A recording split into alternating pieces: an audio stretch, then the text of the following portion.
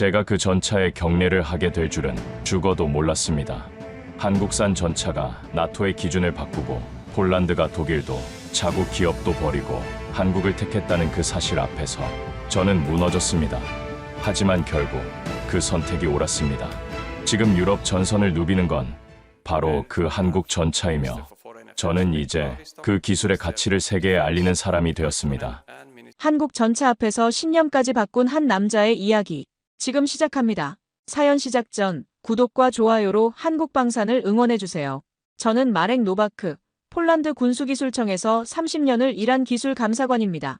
한때는 나토의 무기 인증팀에 소속되어 유럽 각국의 전차와 자주포를 분석하고 평가하는 일을 했습니다. 저 같은 사람들에게 체계는 신념이자 신분이었습니다. 1992년부터 시작된 제 커리어는 독일 라인메탈의 레오파르트 시리즈와 함께 성장했다고 해도 과언이 아니었습니다. 냉전이 끝나고 유럽이 하나가 되어가던 그 시절, 서독의 기술력은 곧 자유세계의 상징이었거든요. 제가 처음 손에 잡은 기술 매뉴얼도 독일어였고 제가 배운 무기체계 분석법도 독일식이었습니다. 그런 제가 한국의 K2 전차를 본 순간 느낀 건 감탄이 아니라 거부감이었습니다. 한국이라니 너무 낯설지 않은가? 아무리 최신형이라 해도 나토의 무기 표준과는 결이 다르다는 이유로 저는 처음부터 도입을 강하게 반대했습니다. 사실 그 거부감의 뿌리는 더 깊었습니다. 제가 알고 있던 한국은 1970년대 현대중공업이 유럽 기술을 들여와 조선업을 시작한 나라였습니다.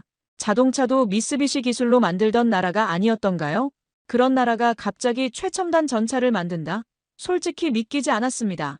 당시만 해도 정부는 독일의 레오파르트2 A8을 고려 중이었습니다. 저 역시 그 방안에 기대를 걸고 있었지요. 유럽산, 검증된 시스템, 나토 연계성. 저는 그것이 폴란드의 자존심이라 믿었습니다. 회의실에서 제가 늘 강조했던 건 이런 것들이었어요. 우리는 서유럽의 일원입니다. 동양의 기술에 의존해서야 어떻게 나토 체계와 연동하겠습니까? 레오파르트는 이미 16개국에서 검증된 시스템입니다. 왜 굳이 모험을 해야 합니까? 지금 생각해보면 참 어리석었지만 그때만 해도 저는 진심이었습니다. 제 논리는 나름 견고해 보였거든요.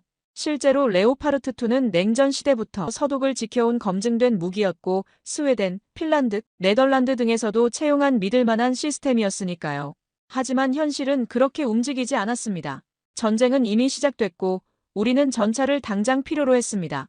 우크라이나 전선에서 매일 같이 들려오는 소식은 폴란드 정부로 하여금 더 이상 기다릴 수 없게 만들었어요.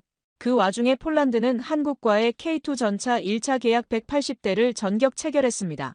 그 소식을 들었을 때 저는 사무실에서 한참을 멍하니 앉아 있었습니다. 제가 그토록 반대했던 결정이 국방부 장관의 서명 한 번으로 확정되어 버린 거예요. 그 순간 저는 느꼈습니다. 이제 나 같은 사람은 설 자리가 없겠구나. 회의석상에서 제 의견은 점점 설득력을 잃었습니다. 젊은 장교들과 실무진들은 더 이상 제가 말하는 검증된 질서를 듣지 않았습니다. 특히 기억에 남는 건 한 소령의 말이었어요. 감사관님, 지금 필요한 건 체계가 아니라 속도입니다. 레오파르트를 6년 기다리는 동안 전쟁이 끝날지 계속될지 아무도 모릅니다. 그 말에 저는 아무 대답도 하지 못했습니다. 제 30년 경력이 한순간에 무너지는 기분이었거든요. 더욱 충격적이었던 건 그 젊은 장교가 틀리지 않았다는 사실이었습니다. 독일은 정말로 6년을 기다리라고 했고 가격도 한국의 2배가 넘었거든요. 그날 밤 집에 돌아와서도 잠이 오지 않았습니다. 창밖으로 보이는 바르샤바의 야경을 바라보며 생각했어요. 내가 지켜온 것들이 정말 올바른 것이었을까? 하지만 그 질문에 대한 답을 찾기엔 아직 제 자존심이 너무 컸습니다. K2 1차 계약 체결 소식이 전해졌을 때 저는 회의실에서 아무 말 없이 앉아 있었습니다. 하지만 속은 타들어갔지요. 제가 20년 넘게 함께해온 폴란드 국영 방산기업 PGG는 당연히 이 사안을 좌시하지 않았습니다. PGG는 폴란드가 자랑하는 방산업체였습니다. 1950년대부터 소련의 T-55를 면허 생산했고 1990년대엔 독일과 합작으로 PT-91 전차도 만들어낸 곳이었거든요. 그런 PGG가 갑자기 나타난 한국 업체에게 밀린다? 그들의 자존심이 상한 건 당연했습니다. 왜 우리가 부품까지 한국에서 받아야 합니까? PGG 관계자의 목소리는 분노로 떨리고 있었습니다. 820대 전량을 우리가 만들겠습니다. PGG는 곧바로 K2PL 전차 전량 자국 생산을 요구하며 정부와 현대 로템 측에 강하게 압박을 넣었습니다. 그 회의에 저도 참석했었어요. PGG 관계자는 제게 직접 말했습니다. 노바크 감사관, 당신도 우리 편이겠지? 외국 기술에 의존하는 게 옳은 일입니까? 저는 그 순간 그들에게 힘을 실어주었습니다. 우리는 만들 수 있다. 기술도 인력도 있다. 그런데 그게 진심이었을까요? 지금 돌이켜보면 아니었습니다. 그건 사실 제 마지막 자존심이자 반발심이었습니다. 한국의 기술이 아무리 좋아도 그걸 받아들이는 건 제가 살아온 질서를 부정하는 일이었거든요. PGG의 주장은 나름 설득력이 있어 보였습니다.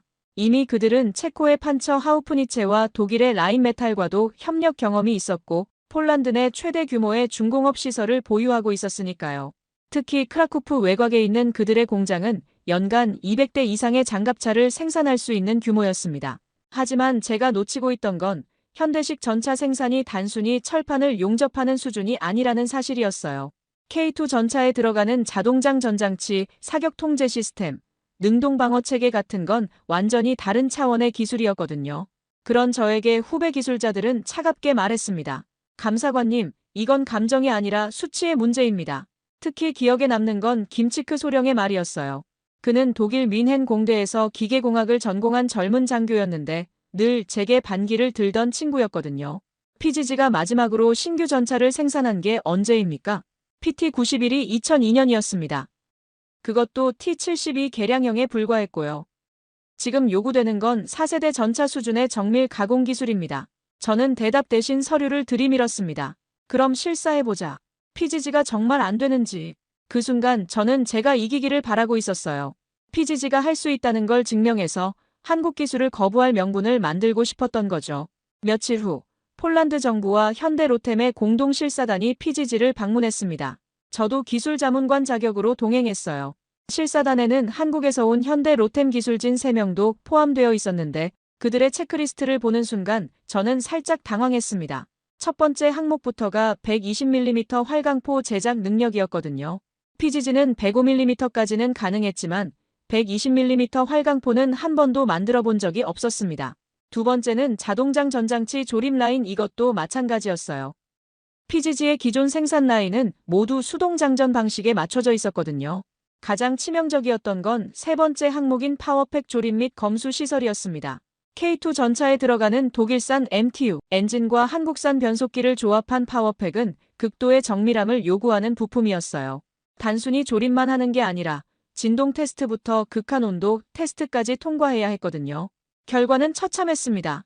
최소 5년 이상 업그레이드가 필요하며 면허 생산은커녕 조립조차 불가능한 수준이란 평가가 나왔습니다.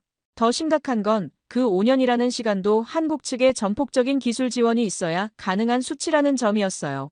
그날 밤 호텔방에서 실사 보고서를 읽으며 제 마지막 방어선이 무너졌습니다.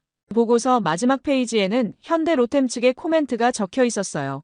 PGG의 열정과 의지는 충분히 확인했으나 현 시점에서 K2 전차 생산은 현실적으로 불가능함. 단, 향후 협력 파트너로서의 가능성은 열어두고 있음. 그 문장을 읽는 순간 저는 이상하게도 안도감을 느꼈습니다.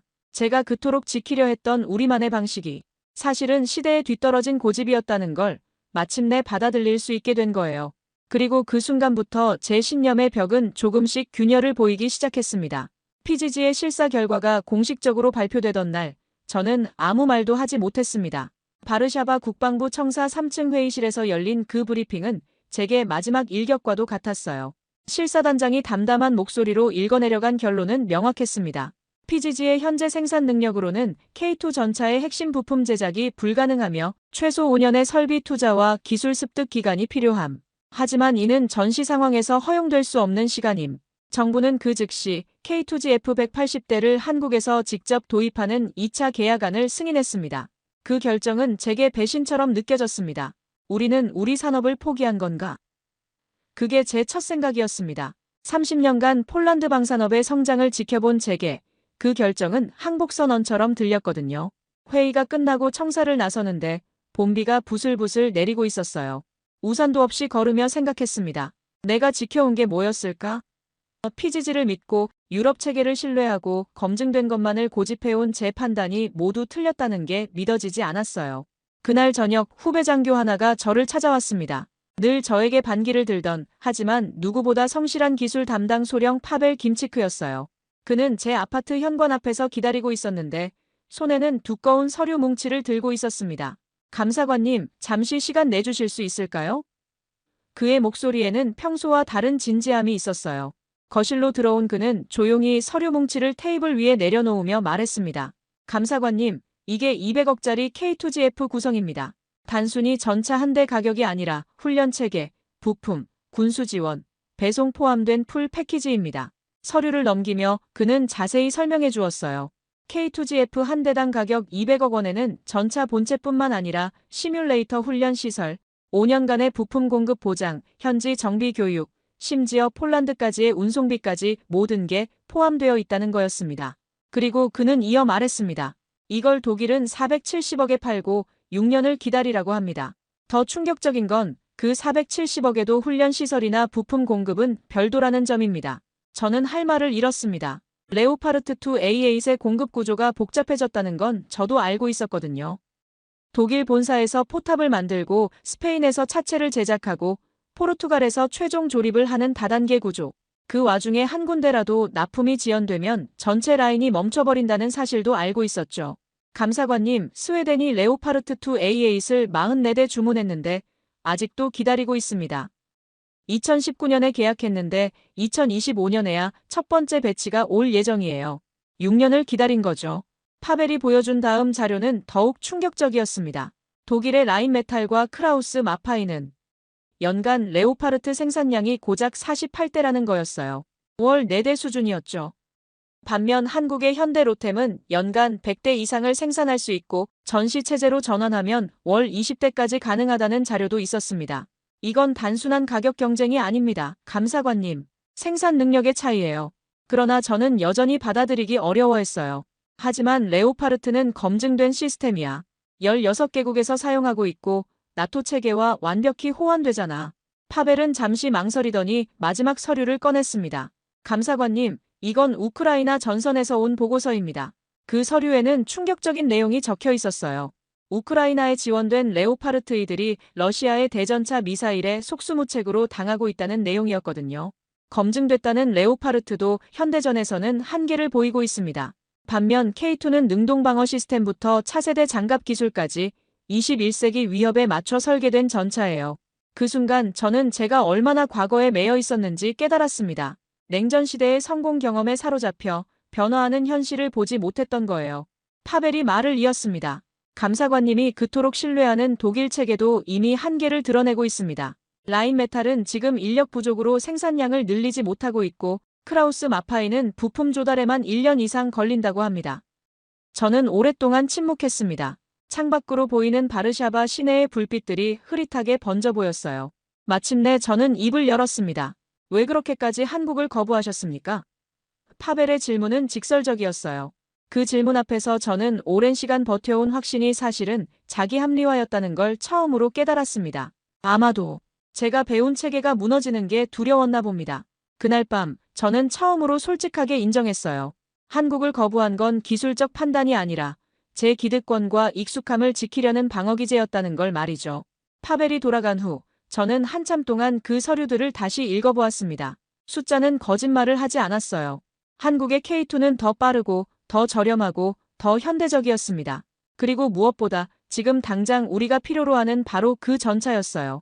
그날 밤을 기점으로 제 마음속 어딘가에서 작은 변화가 시작되었습니다. 며칠 후 저는 폴란드 국방부 자문단의 일원 자격으로 한국 현대로템 생산시설을 방문하게 되었습니다. 솔직히 말씀드리면 저는 여전히 그곳에서 제 주장을 뒷받침할 결함 하나쯤은 발견하길 기대하고 있었습니다. 아시아의 공장이 유럽 수준일 리 없다는 편견이 아직 남아 있었거든요. 인천공항에 도착했을 때부터 예상과 달랐습니다.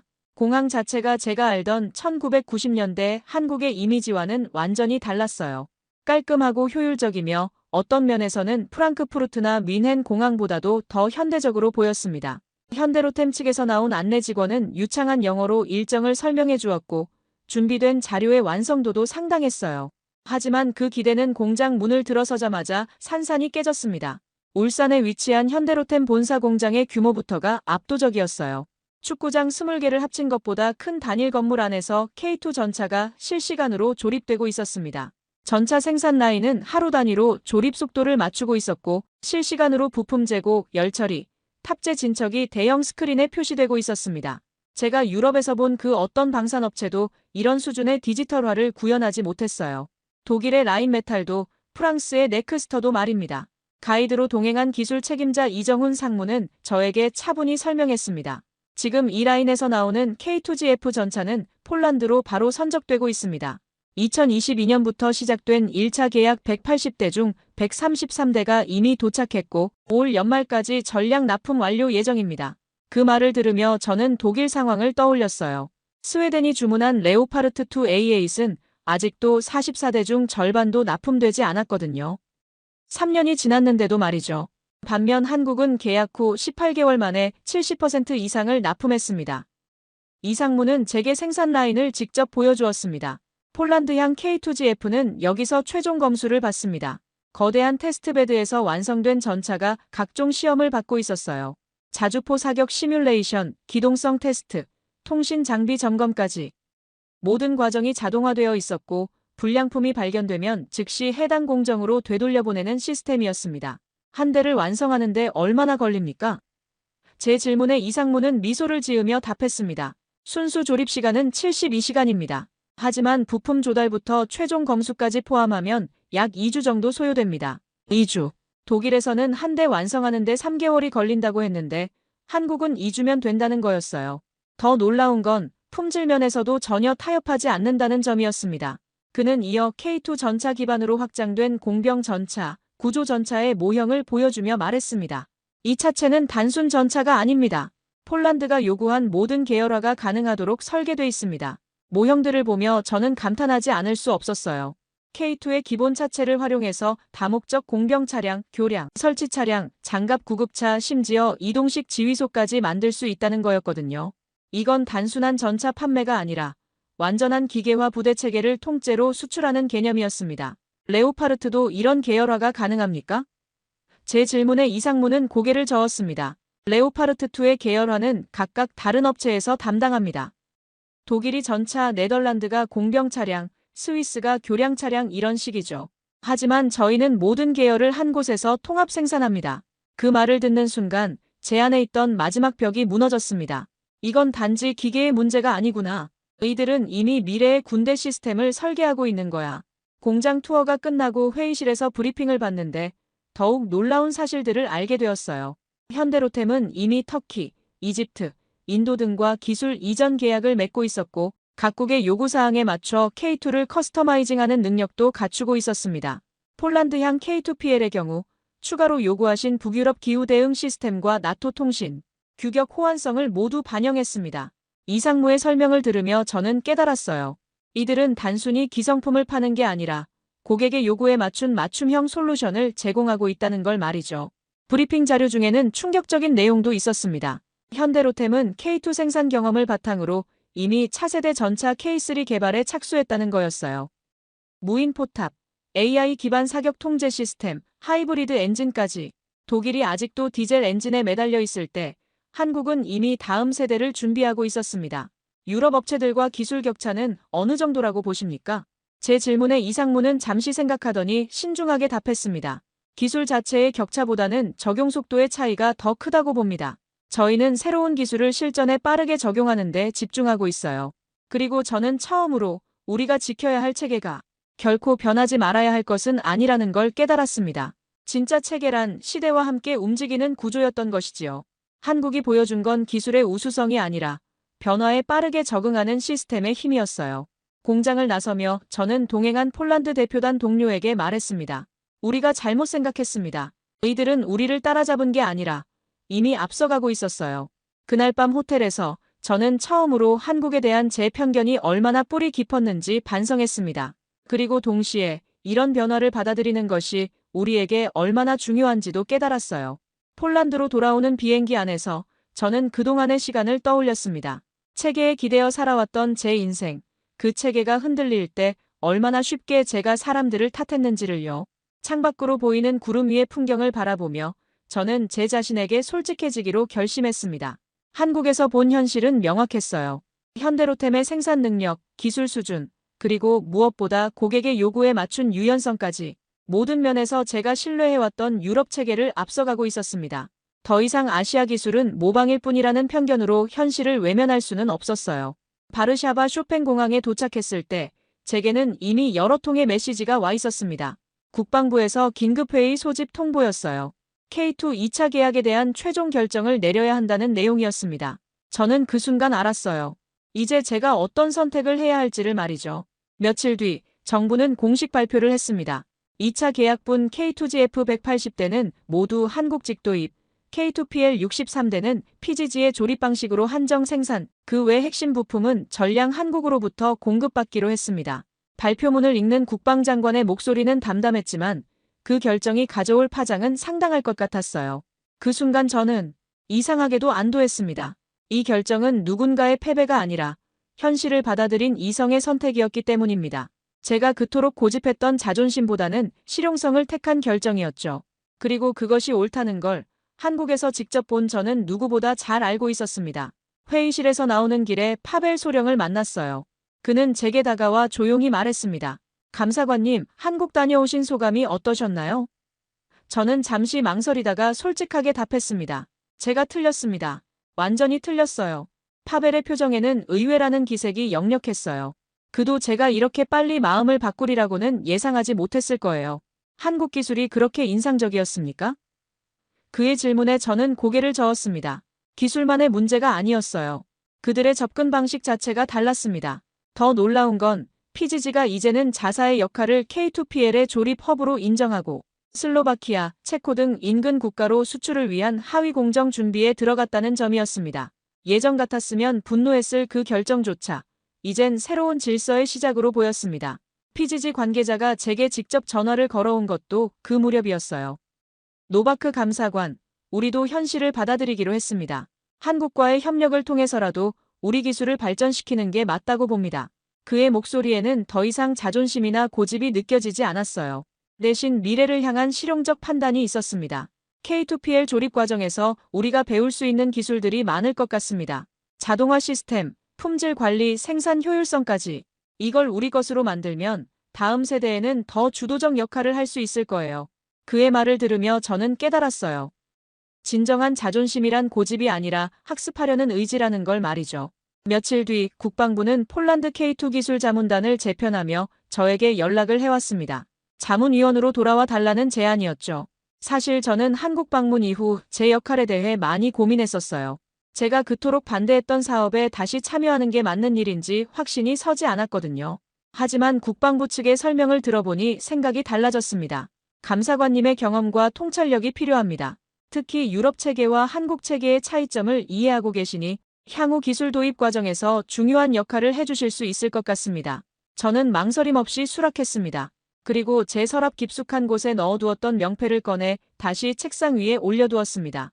거기엔 이렇게 적혀 있었습니다. 기술보다 앞선 판단을 할 수 있는 사람. 처음 그 말을 들었을 땐 자랑스러웠지만 지금은 조금 다르게 들립니다. 기술보다 앞선 판단이란 어쩌면 가장 늦게 변화를 받아들이는 우리 세대가 가장 노력해야 할 부분이었는지도 모르겠습니다. 새로운 자문단 첫 회의에서 저는 동료들에게 말했습니다. 우리의 역할은 한국 기술을 감시하는 게 아니라 그들로부터 배우는 것입니다. 그리고 그 과정에서 우리만의 강점을 찾아 발전시키는 것이죠. 젊은 장교들의 표정이 놀라움에서 존경으로 바뀌는 걸 느꼈어요. 아마도 제가 이렇게 솔직하게 변화를 인정할 거라고는 예상하지 못했을 거예요. 하지만 저는 이제 확신했습니다. 진정한 전문성이란 고집이 아니라 학습 능력이라는 걸 말이죠. 그날 저녁 집으로 돌아오는 길에 바르샤바 구시가지를 걸었습니다. 2차 대전으로 폐허가 된 이 도시가 완전히 새롭게 재건된 것처럼 때로는 과거를 완전히 내려놓고 새로운 시작을 하는 것도 필요하다는 생각이 들었어요. 제가 30년간 쌓아온 경험과 지식이 무의미해진 건 아닙니다. 다만 그것들을 새로운 현실에 맞게 재해석하고 활용하는 지혜가 필요한 것이죠. 그리고 그 첫걸음을 저는 한국에서 배웠습니다. 며칠 후 폴란드 북부에 위치한 기계화 여단 훈련장에서 K2 계열 전차의 공개 시연이 열렸습니다. 저는 새롭게 구성된 기술 자문단 배지를 달고 그 행사에 참석했습니다. 3개월 전만 해도 상상조차 하지 못했던 자리였습니다. 그때는 한국 전차가 폴란드 땅을 달리는 모습을 보는 것 자체가 굴욕처럼 느껴졌었거든요. 훈련장에 도착하니 장관이었습니다. 행사장에는 한국에서 직도입된 K2GF 전차, 폴란드 내에서 조립한 K2PL 시제품, 그리고 그 기반으로 제작된 공병 전차, 교량 전차, 회수 전차가 한 줄로 정렬돼 있었습니다. 총 8대의 차량이 늘어선 모습은 그 자체로 하나의 완성된 기계화 부대를 보는 것 같았어요. 폴란드군 기갑부대 사령관이 브리핑을 시작했습니다. 오늘 시연할 K2 계열 차량들은 단순한 전차가 아닙니다. 통합 전투체계의 구현체입니다. 그의 설명을 들으며 저는 놀랐어요. 불과 몇 달 전만 해도 회의적이었던 군 수뇌부가 이제는 K2를 적극 옹호하고 있었거든요. 시연이 시작되었습니다. 첫 번째는 K2GF의 기동 시연이었어요. 지늘기 낀 야지에서도 서스펜션이 부드럽게 반응하며 차체가 흔들림 없이 고속으로 기동하는 모습을 보고 제 옆에 있던 루마니아 장성이 중얼거렸습니다. 이건 전차가 아니라 하나의 시스템이군. 그 말은 정확했습니다. K2GF가 주포를 발사하는 동안 공병 전차는 참호를 파고 있었고 교량 전차는 가상의 강을 건널 교량을 설치하고 있었습니다. 회수 전차는 고장난 차량을 신속하게 견인하는 시연을 보여주었어요. 모든 차량이 같은 무전 주파수로 연결되어 실시간으로 정보를 공유하고 있었습니다. 레오파르트로는 이런 통합 운용이 가능합니까? 체코에서 온 국방 차관이 제게 질문했어요. 저는 솔직하게 답할 수밖에 없었습니다. 불가능합니다. 레오파르트 계열은 각각 다른 업체에서 제작되어 통신 규격부터 다르거든요. 두 번째 시연은 더욱 인상적이었습니다. K2PL이 자동장 전장치를 이용해 분당 10발의 연사를 보여주었어요. 동시에 능동방어 시스템이 날아오는 대전차 미사일 모형을 요격하는 모습도 시연했습니다. 관람석에서 탄성이 터져나왔어요. 가장 놀라운 건 야간 시연이었습니다. 완전한 암흑 상태에서 K2의 열상 카메라와 레이저, 거리 측정기가 2km 떨어진 표적을 정확히 식별하고 명중시키는 모습을 보여주었거든요. 독일의 레오파르트 H에도 비슷한 장비가 있지만 정확도와 반응 속도, 면에서 확연한 차이가 느껴졌습니다. 시연 중간에 한국에서 온 현대로템 기술진이 간단한 설명을 해주었어요.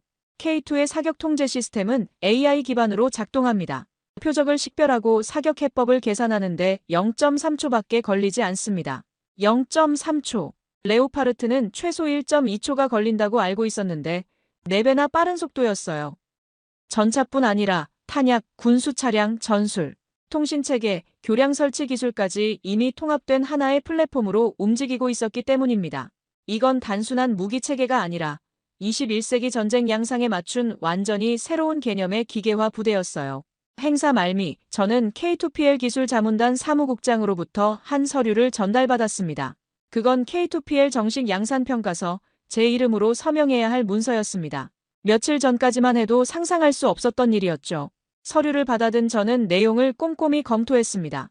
K2PL은 폴란드군의 작전 요구사항을 모두 충족하며 나토 표준에도 완벽히 부합함, 양산 승인을 권장함, 기술적으로는 전혀 문제가 없었어요. 오히려 제가 예상했던 것보다 훨씬 우수한 성능을 보여주고 있었습니다. 서류를 들고 한참을 서 있던 저는 마침내 볼펜을 꺼내 들고 그동안 가장 아끼던 사인을 그 위에 남겼습니다. 제 서명이 그어지는 순간 지난 3개월간의 혼란과 갈등이 모두 정리되는 기분이었어요. 그 순간 관람석에서 들려오는 박수를 들으며 이게 단지 계약이 아니라 한국과 폴란드가 공동으로 만든 미래의 시작이라는 걸 실감하게 되었습니다. 박수 소리 속에서 저는 파벨 소령의 목소리를 들었어요. 감사관님, 축하드립니다. 시연이 끝나고 뒤풀이 자리에서 만난 한국 기술진들과 대화를 나누었습니다. 그들은 제게 말했어요. 폴란드는 우리에게 첫 번째 유럽 파트너입니다. 앞으로 다른 유럽 국가들과의 협력에서도 폴란드의 경험이 큰 도움이 될 것 같습니다. 그때 저는 깨달았어요. 우리가 한 선택이 단순히 폴란드만을 위한 게 아니라 유럽 전체의 방산 협력 구조를 바꿀 수 있는 출발점이 될 수 있다는 걸 말이죠. 한국은 우리를 통해 유럽 시장에 진출하고 우리는 한국을 통해 차세대 기술을 습득하는 윈윈 구조였습니다. 훈련장을 떠나며 저는 다시 한번 K2 전차들을 바라보았습니다. 석양을 받아 반짝이는 철갑 위에 폴란드 국기와 독수리 문양이 새겨져 있었어요. 한국 기술과 폴란드 전통이 조화를 이룬 모습이었습니다. 그 모습을 보며 저는 확신했어요. 이것이 바로 21세기 국제협력의 모델이라는 걸 말이죠. K2PL 시연이 있은 지 얼마 지나지 않아 폴란드 국방부는 공식 보도자료를 통해 발표했습니다. 슬로바키아와의 K2PL 수출 협력 양해각서 체결. 수치로는 단순한 외교 성과처럼 보였지만 그 속엔 의미심장한 구조가 숨겨져 있었습니다. 저는 그 발표문을 읽으며 한국의 전략이 얼마나 정교한지 새삼 깨달았어요. 이 수출 계약에서 조립은 PGG가 맞습니다. 하지만 실상은 명확했습니다. 포탑, 주포 사격 통제 장치, 자동장 전장치, 디지털 전자계통, 파워팩 전부 한국 현대 로템의 기술로 이루어지고 있으며 이 부품들은 그대로 한국에서 생산되어 납품되는 구조였습니다. 폴란드는 사실상 조립 공장 역할만 하는 셈이었죠. 며칠 후 국방부에서 열린 내부 세미나에서 한 경제학자가 이런 구조를 가리켜 말했습니다. 한국이 진정한 승자다. 듣자니 꽤 정확한 표현이었습니다. 한국은 핵심 기술과 부품을 독점 공급하면서 지속적인 수익을 확보하고 폴란드는 조립과 수출이라는 명분을 챙기는 구조였거든요. 폴란드는 명분을 챙기고 한국은 핵심 기술과 부품 공급이라는 실리를 챙긴 계약 구조. 심지어 부품 공급 단가는 완제품보다도 비싸게 책정되는 경우도 있었습니다. 그건 자동차 정비와 비슷한 원리였습니다. 신차보다 부품 단가가 더 높을 수밖에 없는 구조적 이익이었어요. 세미나에서 공개된 자료를 보니 더욱 놀랐습니다. K2PL 한 대당 조립비는 약 20억 원인데 한국에서 공급받는 핵심 부품비는 150억 원이었어요. 조립 과정에서 폴란드가 창출하는 부가가치는 전체의 12%에 불과했습니다. 나머지 88%는 한국이 가져가는 구조였죠. 이게 정말 우리에게 유리한 계약입니까?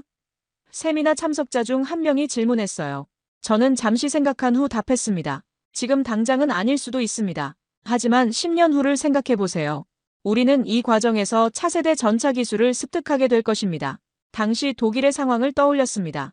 레오파르트 2 A8의 대당 단가는 약 470억 원, 그러나 연간 생산량은 고작 월 4대 이하. 심지어 스웨덴은 A8 44대를 계약하고도 6년 뒤 인도를 기다려야 했습니다. 독일의 라인메탈과 크라우스 마파이는 주문이 몰릴 때마다 인력 부족과 부품 조달, 지연을 이유로 납기를 계속 연장했어요. 그에 비해 한국은 K2GF를 계약 2년 만에 130대 이상 납품했고 연내 180대 전량 납품 완료 예정이라는 말까지 나왔습니다. 이건 단순한 기술 경쟁이 아니라 생산력의 전쟁이었습니다. 독일이 장인 정신에 매달려 있을 때 한국은 대량 생산 시스템을 완성해버린 거죠. 세미나 후 저는 PGG의 관계자와 개별 면담을 가졌습니다. 그는 제게 솔직하게 말했어요. 처음엔 자존심이 상했습니다. 우리가 단순 조립업체로 전락한 것 같아서 말이죠. 하지만 지금은 생각이 달라졌습니다. 그의 설명을 들어보니 흥미로웠습니다. PGG는 K2PL 조립 과정에서 한국의 생산 기법을 직접 배우고 있었어요. 자동화 라인, 품질 관리 시스템, 공급망 관리까지. 10년 후에는 우리도 독자적인 전차를 만들 수 있을 것 같습니다. 한국 기술을 베이스로 해서 말이죠. 그의 말을 들으며 저는 깨달았어요. 이게 바로 한국의 전략이었다는 걸 말이죠. 단순히 완제품을 수출하는 게 아니라 생산 기술과 노하우까지 함께 전수하면서 장기적인 파트너십을 구축하는 것. 그래서 10년, 20년 후에도 지속적인 협력 관계를 유지할 수 있는 구조를 만드는 거였어요. 한국은 이제 단순한 무기 수출국이 아니라 플랫폼 공급국이 되어가고 있었습니다. 그리고 우리는 그 기반 위에서 동유럽의 신생 수출망을 만드는 조립 파트너가 되어가고 있었지요. 체코, 슬로바키아, 루마니아까지 모든 나라가 K2를 원하고 있었고 폴란드는 그 허브 역할을 하게 된 거였어요. 며칠 후 슬로바키아 국방부 대표단이 바르샤바를 방문했습니다. 그들은 K2PL의 현지 조립 가능성을 타진하러 온 거였어요. 저도 기술자문단 자격으로 그 회담에 참석했는데 슬로바키아 측의 요구사항이 흥미로웠습니다. 우리는 K2의 기본 성능은 그대로 유지하되 산악지형에 특화된 서스펜션과 추가 장갑을 원합니다. 슬로바키아 국방차관의 요청을 들으며 저는 놀랐어요. 이들도 단순한 도입이 아니라 자국 상황에 맞춘 커스터마이징을 원하고 있었거든요. 한국 측 대표는 즉석에서 답했습니다. 기술적으로 충분히 가능합니다. 터키양 알타이 전차에서 이미 유사한 개조를 경험했거든요. 그리고 그는 덧붙였어요. 폴란드의 PGG가 조립을 담당하고 우리는 기술 지원과 부품 공급을 맡는 방식은 어떨까요? 그 순간 저는 한국의 전략이 얼마나 치밀한지 깨달았습니다. 폴란드를 동유럽 진출의 교두보로 활용하면서 동시에 각국의 특수 요구사항까지 반영할 수 있는 유연한 시스템을 구축한 거였어요. 독일이 표준화된 레오파르트만 고집할 때 한국은 고객 맞춤형 솔루션을 제공하고 있었습니다. 회담이 끝나고 슬로바키아 대표단을 배웅하며 저는 생각했어요. 우리는 지금 역사의 전환점에 서 있구나. 동유럽의 방산 지형이 완전히 바뀌고 있었어요. 독일 중심에서 한국 중심으로, 그리고 그 변화의 중심에 폴란드가 있었습니다. 우리는 변화에 적응하고 있었고 그 과정에서 새로운 기회를 찾은 거죠. 며칠 뒤 바르샤바 방산정책국 청사에서 차세대 유럽 방산 협력 포럼이 열렸습니다. 저는 기술자문단을 대표의 발언자로 섰고 연단 아래엔 예전의 후배 장교들이 앉아 있었습니다. 그날 저는 오래전 저 자신과 마주하는 기분이었습니다. 불과 6개월 전만 해도 한국 기술을 거부했던 제가 이제는 그 기술의 가치를 설파하는 자리에 서게 된 거였어요. 포럼에는 16개국의 국방 관계자들이 참석했습니다. 독일, 프랑스, 이탈리아 같은 전통 방산 강국부터 체코, 슬로바키아, 루마니아 같은 동유럽 국가들까지 모두가 한국의 K2 플랫폼에 대해 알고 싶어 했어요. 특히 독일 대표단의 표정이 인상적이었습니다.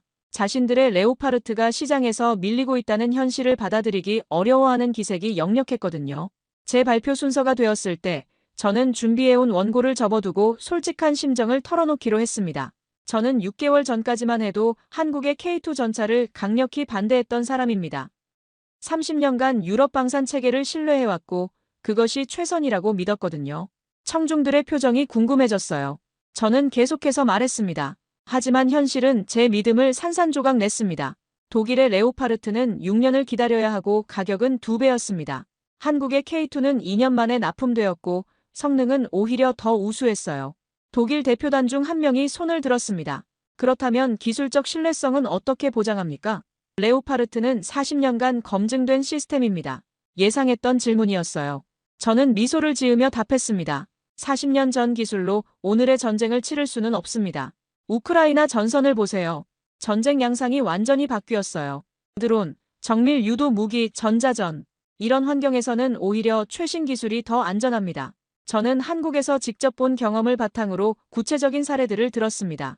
K2의 능동방어 시스템이 어떻게 작동하는지, AI 기반 사격 통제 시스템이 얼마나 정확한지, 그리고 무엇보다 전체 시스템의 통합성이 얼마나 뛰어난지를 설명했어요. 지금 이 순간에도 K2 전차는 땅을 달리고 한국에서는 다음 단계를 준비하고 있습니다. 이제 우리는 미래를 주저없이 선택해야 합니다. 말을 마치고 돌아와 앉은 제게 박수가 터져나왔어요. 특히 젊은 장교들의 박수가 유독 큰 것 같았습니다. 발표가 끝나고 휴식 시간에 젊은 장교가 다가와 말을 걸었습니다. 감사관님, 아니, 이젠 선생님이라 불러야겠네요. 그 말에 저는 살짝 웃었습니다. 얼마 전까지만 해도 제 의견을 무시하던 그 청년이었습니다. 선생님의 변화가 저희에게 큰 용기를 주었습니다. 기성세대도 변할 수 있다는 걸 보여주셨거든요. 파벨의 말을 들으며 저는 뭉클했어요. 제가 변한 것이 단순히 개인적 깨달음이 아니라 조직 전체에 긍정적 영향을 미치고 있다는 걸 느꼈거든요. 그는 제게 최신 자료 한 장을 건넸습니다.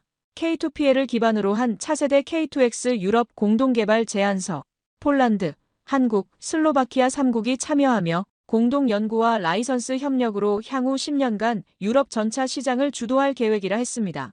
이건 정말 가능한 일입니까? 저는 놀라며 물었어요. 파벨은 자신있게 답했습니다. 한국 측에서 이미 긍정적 반응을 보였습니다. 우리의 극지 운용 경험과 슬로바키아의 산악전, 노하우를 결합하면 유럽 특화형 전차를 만들 수 있다고 하더군요. 그 자료를 읽으며 저는 감탄하지 않을 수 없었어요. 한국은 단순히 기술을 파는 것이 아니라 각국의 특성을 살린 공동 개발 파트너십을 제안하고 있었거든요. 이건 독일이 절대 할 수 없는 방식이었어요.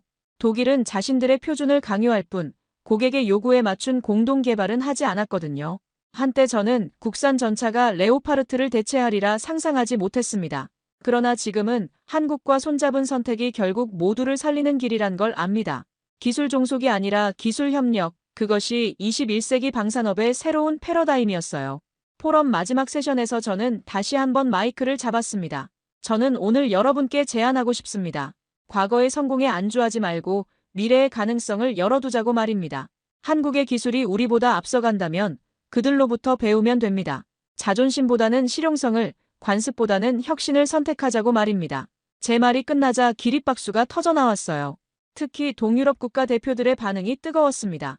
그들도 저와 같은 고민을 하고 있었던 거예요. 전통과 혁신 사이에서, 자존심과 현실 사이에서 선택의 기로에 서 있었던 거죠.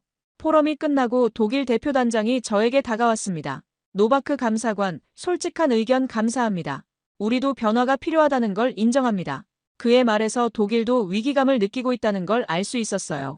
젊은 장교가 말했습니다. 감사관님이 그때 반대해 주셔서 다행이었습니다. 그 설득이 없었다면 이 방향도 없었을 테니까요. 그 순간 저는 내내 고집이라 생각했던 제 과거가 결국 변화로 가는 디딤돌이었음을 처음 받아들였습니다. 돌이켜보면 제 반대가 있었기에 더 철저한 검증 과정을 거칠 수 있었고 그 결과 더 확실한 선택을 할 수 있었던 것 같아요. 때로는 반대 의견도 필요한 법이니까요. 중요한 건 그 반대가 고집이 아니라 신중함에 기반해야 한다는 점이었어요. 그날 밤 집으로 돌아오며 저는 확신했습니다. 저는 이제 진정으로 미래의 편에 서 있다고 말이죠. 몇 달 후, 저는 슬로바키아 국경 인근에서 열린 K2PL 실전 배치 평가 훈련에 참관했습니다. 그곳은 러시아와의 전선을 대비한 전략 요충지로 나토 내 동부 방어선의 핵심 지점이었습니다. 겨울이 시작되는 11월이었는데 카르파티아 산맥의 차가운 바람이 훈련장을 휩쓸고 있었어요. 이런 혹독한 환경에서 K2PL이 어떤 성능을 보여줄지 궁금했습니다. 참관단에는 나토 동부사령부 관계자들뿐만 아니라 독일, 프랑스, 이탈리아의 방산업체 대표들도 포함되어 있었어요. 특히 독일 라인메탈의 기술이사가 직접 왔다는 것은 그들도 K2의 성능에 상당한 관심을 보이고 있다는 증거였습니다. 경쟁사의 제품을 직접 보러 올 정도라면 위기감이 상당할 것 같았어요. 흐릿한 새벽 K2PL 부대가 기동을 시작했습니다. 차량마다 폴란드산 위장 패턴이 도색되어 있었지만 그 속 심장부엔 한국 기술이 박동처럼 작동하고 있었습니다. 영하 15도의 추위 속에서도 엔진은 문제없이 시동이 걸렸고 얼어붙은 지면에서도 궤도가 미끄러지지 않았어요. 첫 번째 시나리오는 산악 기동이었습니다. 카르파티아 산맥의 험준한 지형을 넘나드는 K2PL의 모습은 장관이었어요.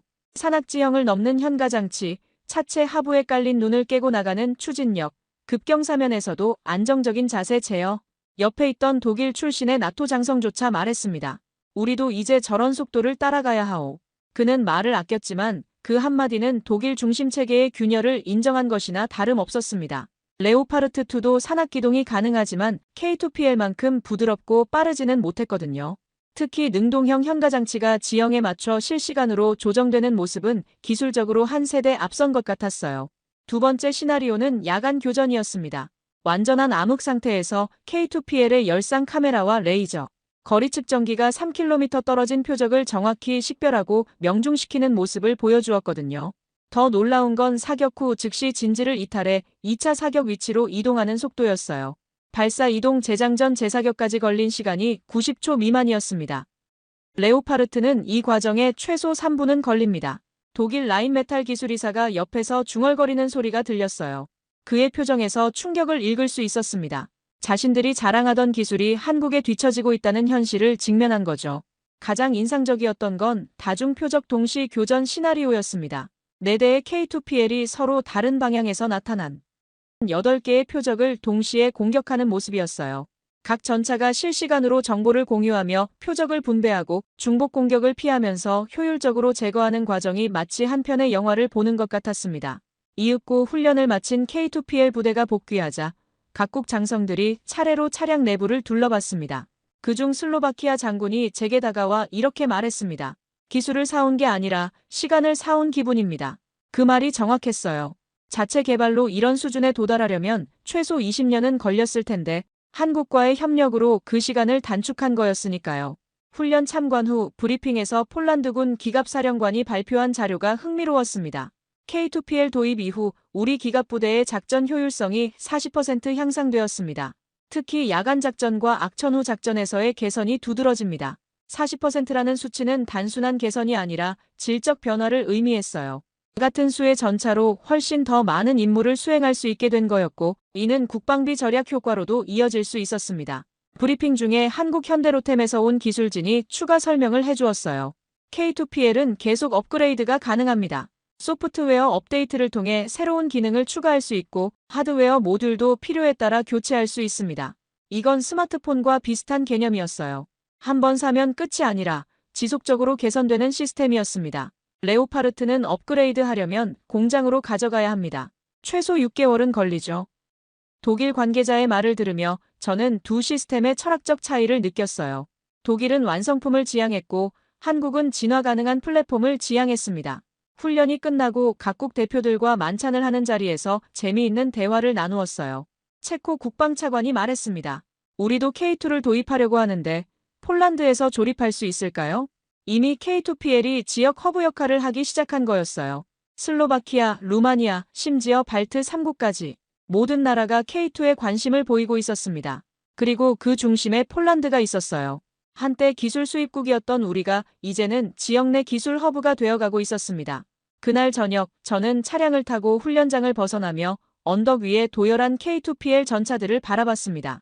그 철의 덩어리들이 지금은 국경을 지키는 사람 없는 외교관처럼 보였습니다. 한국의 기술과 폴란드의 의지가 결합되어 유럽의 안보를 책임지고 있는 거였어요. 바람은 차가웠지만 제 마음은 따뜻했습니다. 그 철만은 이제 우리 시대의 흐름을, 그리고 제가 늦게나마 따라잡은 진실을 말해주고 있었습니다. 변화를 두려워하지 않고 받아들일 때 우리는 더 강해질 수 있다는 진실을 말이죠. 몇 주 전 K2PL 전차가 나토 동부전선의 정규 편제에 공식 등록됐다는 소식을 들었습니다. 한때 저는 한국산 무기가 유럽의 표준이 될 날이 오리라고 꿈조차 꾸지 못했었습니다. 그런데 이제 나토 회의에서 폴란드 한국 공동 개발 K2PL이라는 표현이 공식 문서에 등장하고 있어요. 단순한 도입이 아니라 공동 개발 파트너로 인정받게 된 거였습니다. 그날 저는 평소보다 일찍 사무실에 나와 차 한 잔을 우려 책상 앞에 앉았습니다. 제 앞에는 한국방위산업청에서 날아온 한 통의 초청장이 놓여 있었지요. 차세대 K2 플랫폼 국제 공동개발 포럼, 이젠 저도 그 논의의 자문단으로 초대받게 된 것입니다. 1년 전만 해도 상상할 수 없었던 일이었어요. 초청장을 읽으며 저는 한국의 전략이 얼마나 장기적이고 체계적인지 새삼 깨달았습니다. 단순히 K2를 파는 것이 아니라 K2를 기반으로 한 글로벌 생태계를 구축하고 있었던 거예요. 폴란드는 유럽 진출의 교두보, 터키는 중동 진출의 거점, 인도는 남아시아 허브, 각 지역별로 전략적 파트너를 두고 기술 이전과 공동 개발을 통해 장기적 관계를 구축하는 방식이었습니다. K2는 단순한 무기를 넘어 방산 외교와 산업 구조, 군수 시스템까지 수출하는 플랫폼이 되었습니다. 심지어 PGG 같은 자국 산업도 이제는 함께 가야 할 파트너로 한국을 인정하고 있습니다. PGG 관계자가 최근에 제게 한 말을 떠올려 보면 한국과의 협력 없이는 우리의 미래도 없다고 했어요. 완전히 달라진 인식이었죠. 며칠 후 국방부에서 열린 K2 후속 사업 설명회에 참석했는데 발표 내용이 놀라웠습니다. 슬로바키아, 루마니아, 체코 이제는 모두가 K2를 언급합니다. 독일이 생산하지 못하고 미국이 가격으로 밀어붙일 때 한국은 속도와 유연성, 그리고 계약 이행력으로 선택받았습니다. 가장 상징적인 변화는 독일의 반응이었어요. 라인메탈이 최근 한국의 한화 시스템과 합작회사 설립을 발표했다는 소식을 들었을 때 저는 시대의 완전한 전환을 실감했습니다. 과거에는 한국이 독일 기술을 도입했다면 이제는 독일이 한국과 손잡고 싶어 하는 구조가 된 거였어요. 설명회에서 공개된 자료 중에는 충격적인 내용도 있었습니다. 유럽 내 차세대 전차 시장에서 K2 계열이 60% 이상의 점유율을 확보할 것으로 전망된다는 분석이었어요. 레오파르트의 점유율은 25%로 예상되었고 나머지는 미국과 프랑스가 나눠 가질 것으로 보였습니다. 한때 저는 이런 흐름이 단지 싸고 빠른 기술의 덕이라 여겼습니다. 하지만 지금은 압니다. 그 안엔 신뢰가 있었고 현실을 직시하는 결단이 있었으며 과거를 고집하지 않는 유연성이 있었다는 것. 무엇보다 고객의 요구에 맞춘 맞춤형 솔루션을 제공하는 서비스 정신이 있었어요. 폴란드가 그 물꼬를 텄고 이제 유럽 전체가 그 흐름에 올라탔습니다. 우리가 수출한 건 단지 강철 덩어리가 아니라 시간과 신뢰, 그리고 스스로를 바꿀 수 있다는 가능성이었습니다. K2 도입 과정에서 우리는 배웠어요. 자존심보다는 실용성이, 관습보다는 혁신이 더 중요하다는 것을 말이죠. 최근 PGG에서 열린 K2PL 생산라인 완공식에 참석했을 때의 일이 기억납니다. 우리는 한국으로부터 기술만 배운 게 아닙니다. 변화하는 용기를 배웠습니다. 그 말을 듣고 제가 느꼈던 변화의 경험을 다른 사람들도 공유하고 있다는 걸 알 수 있었습니다. 이제 저는 조용히 믿고 있습니다. 우리는 무기를 수출한 것이 아니라 미래를 사는 법을 유럽에 알려준 것이라고. 한국이 보여준 건 단순한 기술력이 아니라 변화에 대응하는 시스템의 힘이었어요. 고정된 틀에 갇히지 않고 상황에 맞춰 유연하게 적응하는 능력이었습니다. 그리고 그 안에는 과거의 기준에 머물렀던 한 사람이 뒤늦게나마 미래의 편에 선 한 걸음이 작게나마 보태졌기를 바랄 뿐입니다. 제가 초기에 반대했던 것도 결국 더 철저한 검증 과정을 거치게 만들었고 그 결과 더 확실한 선택을 할 수 있었다고 생각해요. 며칠 전에는 제 손자가 저에게 물어봤습니다. 할아버지, 한국 전차가 정말 독일 전차보다 좋아요? 저는 웃으며 답했습니다. 좋고 나쁨의 문제가 아니란다. 시대에 맞는지의 문제지. 지금 이 순간도 한국은 멈추지 않고 있습니다. K2X, K3, 차세대 무인 전차까지. 그들의 기술은 늘 현장을 향하고 있고 현실을 직시하는 힘이 기술을 앞서가고 있습니다. 최근 소식으로는 K2를 기반으로 한 무인 전차 개발에도 착수했다고 하더군요. 이미 다음 세대를 준비하고 있는 거예요. 솔직히 말해 부럽습니다. 한국이라는 나라가 그 기술력이 그리고 그 흔들림 없는 추진력이 말입니다. 특히 실패를 두려워하지 않고 계속 도전하는 정신이 인상적이에요. 독일이 완벽함을 추구하며 신중하게 움직일 때 한국은 80%의 완성도로 시작해서 실전에서 개선해 나가는 방식을 택합니다. 최근 한국 방문에서 만난 현대로템 임직원들과의 대화가 기억납니다. 폴란드는 우리에게 유럽 진출의 문을 열어준 첫 번째 파트너입니다. 앞으로도 계속 함께 성장하고 싶습니다. 그들의 말에서 진정성을 느꼈어요. 단순한 비즈니스가 아니라 진정한 파트너십을 원한다는 것을 말이죠. 이제는 확신할 수 있습니다. 다음 세대의 유럽 전장은 한국 전차 위에 서 있을 것입니다. 그리고 그 변화의 중심에 폴란드가 있었다는 것을, 그 변화를 받아들이는 과정에서 저 같은 기성세대도 새로운 것을 배울 수 있었다는 것을 자랑스럽게 생각합니다. 변화는 두렵지만 변화를 받아들일 때 우리는 더 강해집니다. 한국이 우리에게 가르쳐준 가장 큰 교훈이 바로 그것이었어요. 미래를 사는 법은 과거에 매달리지 않고 현실을 직시하며 변화에 적응하는 것입니다. 오늘 사연에 대한 여러분의 생각을 댓글로 남겨주세요. 감동문클에서는 여러분의 소중한 마음을 모아 사연 주인공들에게 전해드리고 있습니다. 여러분 주변에 감동적이거나 재미있는 실제 사연들을 제보받고 있으니 언제든 저희 공식 메일로 제보해주세요. 오늘 들려드린 사연에 공감하셨다면 구독과 좋아요 눌러주시고 주변 분들과도 공유해주세요. 여러분의 작은 관심과 응원이 더욱 좋은 콘텐츠를 만드는 데 큰 힘이 됩니다. 오늘도 여러분의 하루의 작은 즐거움이라도 되었기를 바라며 지금까지 감동문클이었습니다. 끝까지 시청해주셔서 감사합니다. 다음에 더 감동적인 사연으로 찾아뵙겠습니다.